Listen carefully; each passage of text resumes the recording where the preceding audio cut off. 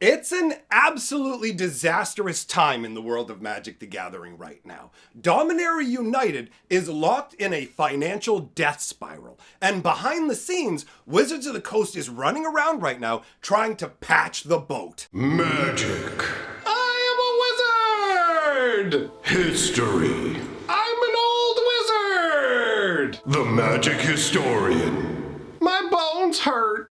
Greetings, owners of fine luxury cardboard rectangles. My friends, I hope the day finds you well because we have gathered to talk about the Dominaria United financial death spiral. Now, I know a lot of the news lately has been very bad, but I do have a sliver of hope to share with you at the end. So once we go through the murk, Papa will pull you back up and take you into the sunlight. It's not all bad news today, but we are going to start out talking about what's going on with Dominaria United, and it is pretty wild. I've got a number of different points that I want to talk about, and they all tie into basically this underlying point.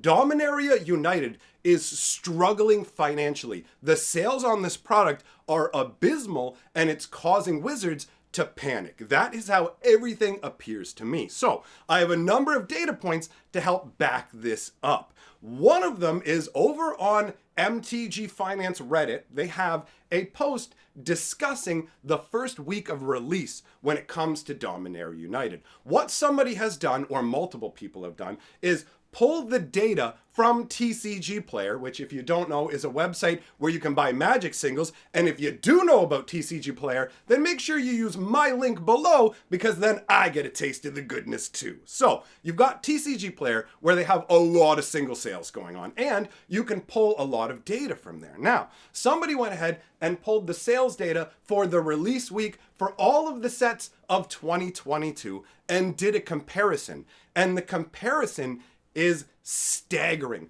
There is a 75% reduction in the amount of release week sales when it comes specifically to Dominaria United. That's 3 out of every 4 cards basically from previous sets not moving, not having, actually in the first place, not even being there. That's a much bigger point. One of the biggest reasons you're actually seeing this where there aren't that many cards being moved and there's not this massive volume is because mass openers aren't playing ball with Wizards of the Coast. If you don't know what that means, basically, there are organizations out there that when a set comes out, they go, okay, start cracking and don't stop cracking until your arms fall off. So they open insane amounts of product and they just basically go, boom, flood the singles market. Here you go. We're your one-stop shop. We have everything. And these are essentially a really crucial part of the Magic's singles market, right? I mean, when you think about it, a lot of people go, hey, if you don't like what Wizards is doing,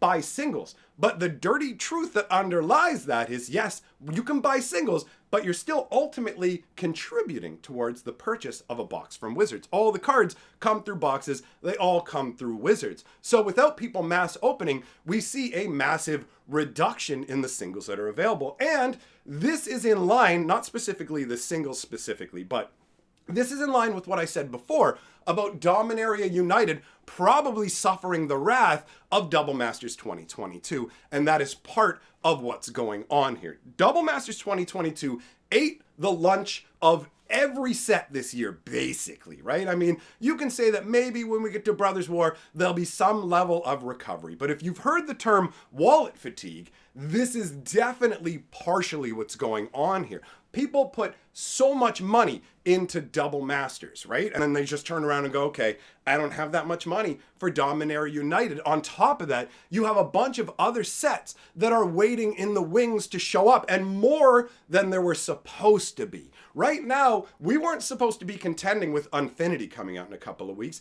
and we weren't supposed to be contending with the Warhammer decks coming out in a couple of weeks. This stuff was supposed to be released earlier. So we have this glut of products all competing for the same I'm scrambling dollars. If you look at Double Masters 2022, I mean, can you look at it? Is it for sale anywhere anymore? It seems like it sold everywhere. The market gobbled it up. It basically elbow dropped Baldur's Gate into non-existence. And at that point I said, watch out, Dominaria United is probably going to get hosed by it too. And that's exactly what happened. These mass openers are going, okay, look, I can't put this money into Dominaria United. I put it into 2022, or I'm saving it to try maybe and buy these upcoming Commander decks or the Infinity stuff that you have. I've actually heard multiple stores saying that they're rolling back their Infinity orders and they need to get in contact with their distributors because Dominaria United is clogging up the shelves, right? Individuals are sending Jumpstart boxes like back. They're basically refusing to take them. This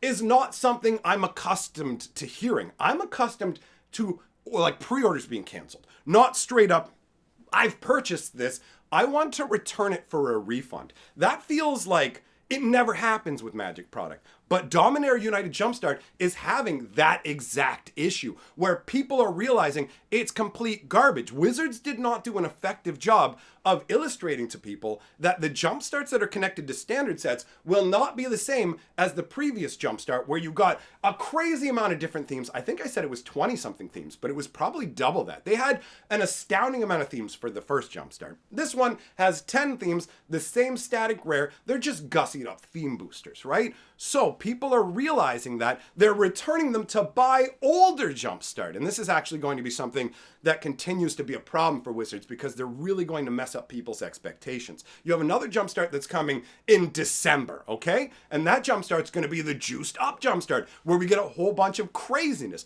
But there'll also be a Jumpstart that comes along with the Brothers War that won't be a juiced up one. And then there'll be one that comes with Phyrexia All Is One that also won't be a juiced up one. So it won't take long before the Jumpstart name is worthless. We can already see it. Just this second instance has damaged it so much. Wizards has a really bad habit of taking names and going, people like this name, slap it on things, right? That's what they're doing. Baldur's Gate was not a Commander Legends set, but they slapped Commander Legends on it. That heads I win, tails you lose coin flip deck is not a secret lair. I'm sorry, but if you have 95% of your cards, 95 of the 100 cards, are literally just reprints with no new artwork or nothing to make them secret lair, the fact that you threw in a couple secret lair cards as token cards does not make a secret layer, right? So you have all of this, let's slap whatever label we want on whatever because people like it. So they do this with the Jumpstart, and you have the situation where now Jumpstart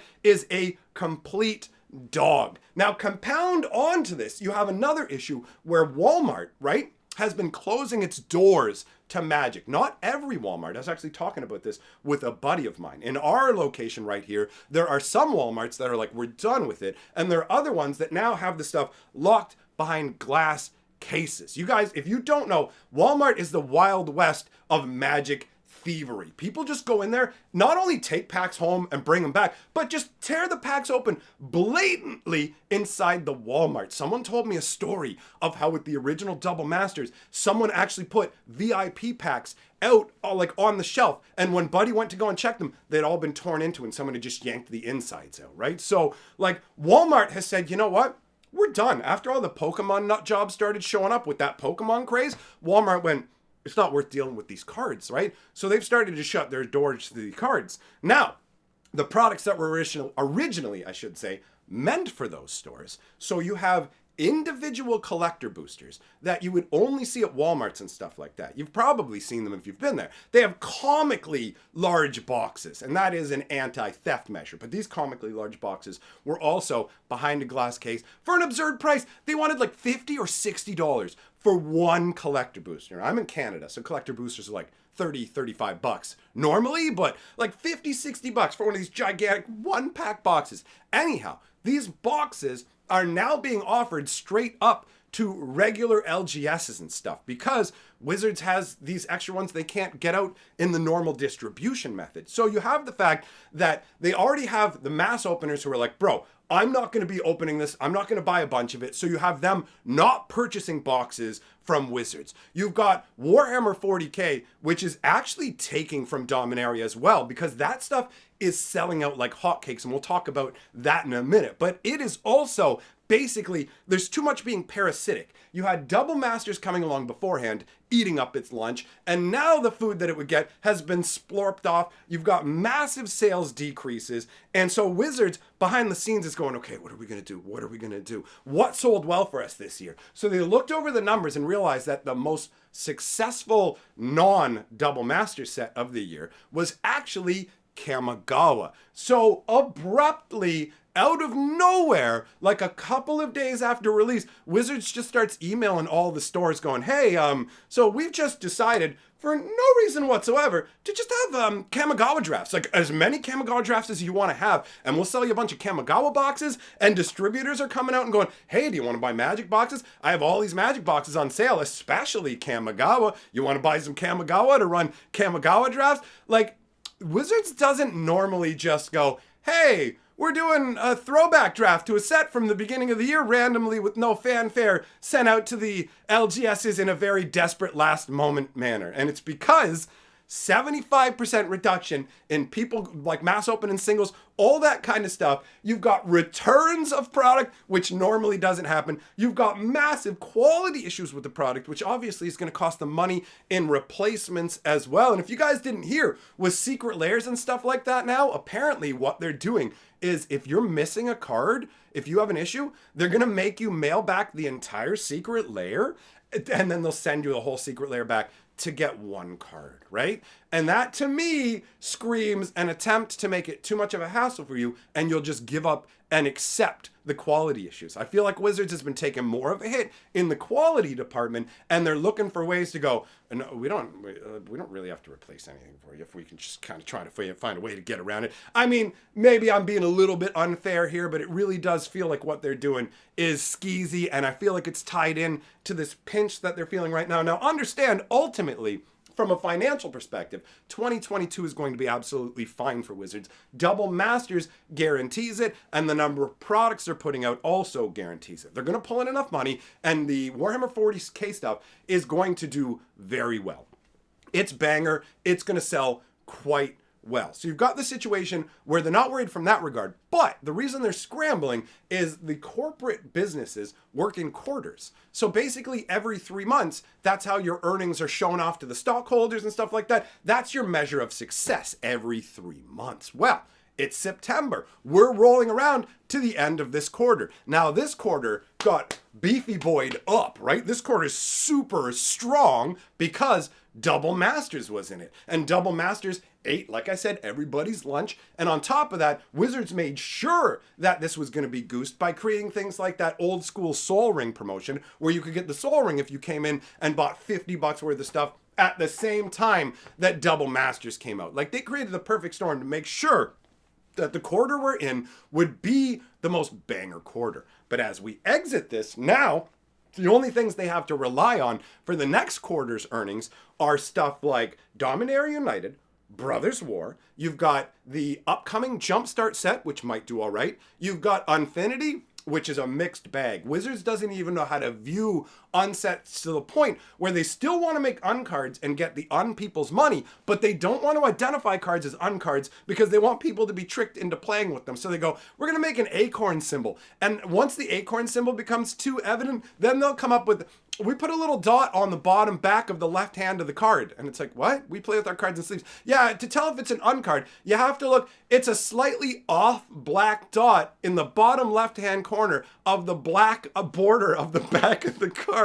Like, it's that level. They're Trojan horsing this unstuff. So they don't have any faith in it. They don't know how well it's going to go. So they look at it and go, oh no, this quarter is really dicey. We don't have any strong leaders. What do we do? And then they said, get some Kamigawa flowing. Just throw it at people. Discount it, whatever it takes. Get it out the door. We're going to get that money in. So they are in emergency mode as far as I'm concerned. Right now, I said that I was going to leave you off with a ray of hope, and I am, because we do have something genuinely positive to talk about, and that is the Warhammer 40K Commander decks. These are an exceptional product. Now, qualifier, I am not talking about the price, especially the collector decks. The price is, ooh, well, I mean, it's Magic. What are you going to do? They want a lot of money. We're used to this pricey craziness. But regardless, I want to go on the record that I'm saying it's a solid product exclusive of the price, right?